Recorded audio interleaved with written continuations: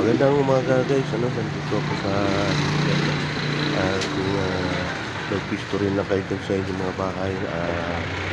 malapit kayo sa kalsada guys, ay subukan nyo mag-open ng vulcanizing shop guys, o at motor shop. Yan ay napakagandang negosyo guys na talagang hindi ka masisiro araw-araw talagang may kita guys, dahil sa alam naman natin ngayon napaka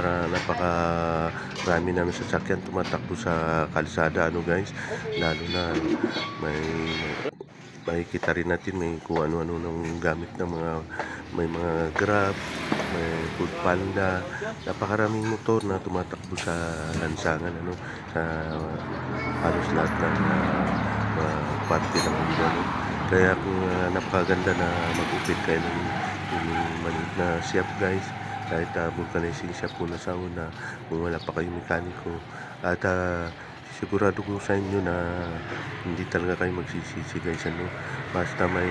pwesto lang kayo maliit malapit sa kalsada, ay pwede na yan guys, basta kikita yung mga nadadaanan ng mga sasakyan guys. Kaya itong motor shop business guys ay isa sa mga Ano yung vending machine nyo? mga hindi siya seasonal, all year round talagang kikita ka dito guys, dahil nga isa ang transportation business sa pinakamagandang pasukin na negosyo kahit saang lugar ka sa mundo guys, dahil nga ginagamit ng mga tao araw-araw para pag-transport ng mga pasahero, ng mga products and